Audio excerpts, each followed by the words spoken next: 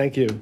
Good morning, everyone. So first, I want to make just some thanks and to thank the members of the Planning Committee who are all listed here. This was a wonderfully diverse and smart and thoughtful group that put together this conference. This was very, very much of a group effort and with lots of robust discussion, and hopefully that will be seen in the quality of the programming that you're going to see today.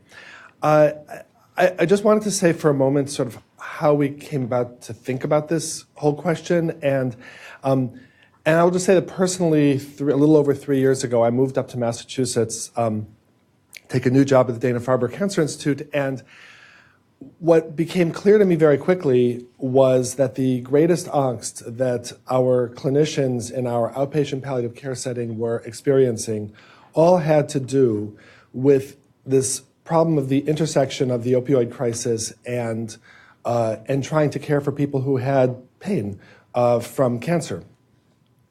And I had moved to a state where was one at the center of the opioid crisis, one of the places that's been hardest hit by this problem, and also a place that was working very, very hard to try to come up with solutions to the problem.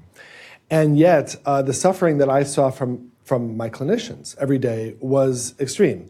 And they were caught between two places. One was struggling with getting access to opioids for patients for whom they felt had pain and needed them.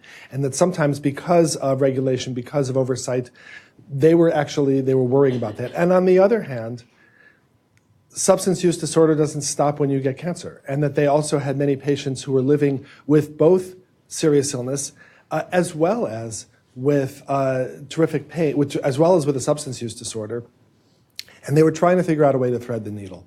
So when the Roundtable on Quality Care and Serious Illness from the National Academies decided to go forward with this program, I was personally thrilled because this is something that I think many of us feel is not really understood. This intersection, the kinds of issues we're going to be talking about today are not really understood at the level of policymakers and truthfully, the public.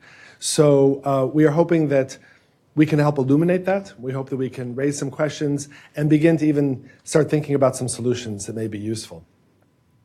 So with that, I will stop. I'd like to introduce the co-chair of this conference, Andrew Dreyfus, who's the CEO of Blue Cross Blue Shield of Massachusetts, and also just to personally thank Andrew for all the hard work and partnership we've had on this together.